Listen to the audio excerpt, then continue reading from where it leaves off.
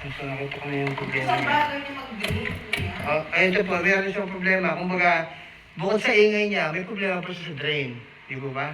Oo. Kaya, Tinatawag nila lang yan. yan. Different problem pa po yung sa drain na ayusin yan. Kasama yun doon. Kaya kita ko na yung problema ko. Kaya siya maingay dahil yung phone niya, gumagalaw. Hindi siya nakafix. Yung po sa drain nito, ang mahirap ditong buksan yung sa drain niya. Unlike yung sa ibang automatic, sa ibang washing machine, nandito lang yung drain. Ito, nandito. Kaya kailangan kong biyakan pa yan. Bibiyakan ko siya para makita yung drain niya. Sige mo, ayusin ko muna ito. Sisi ako. Kung pinili, gusto ko nagandaan ako sa pinili. Yung dowel ang nag-iisang washing machine namin ganito. Nagka-dikit Kasi sila. may magagaling sila sa mga appliances na Oo. mga sterilizer gamit ng nasa. Kaya Oo. na-impress ako. Kaya maingay siya. Gumagalaw yung motor. Nakakaya ko, pag sinsigla mo, Oo. inakamay ko nila.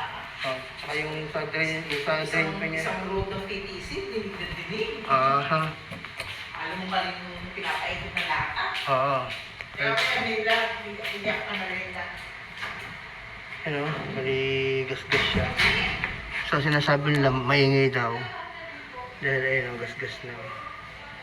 Dami na ako na-encounter na ganito na nagsasayad yung pulley na to. Tsaka dito sa gearbox. Yan, dahil magkalapit lang sila.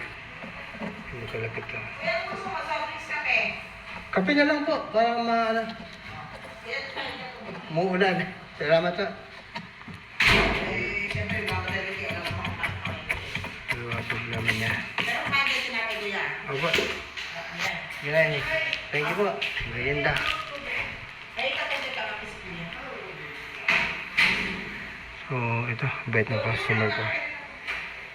Bait ng customer ko, nagpapakapit, nagpapamerienda pa. Umuulan ngayon. So, ito, Minsan ganito. naman ako, problema, ganun din, maingay. Opo. Drain din, kasi barado. Ay, yan po isa na yan? Yan? Oo, sabi nga nung kaya pin. Oo.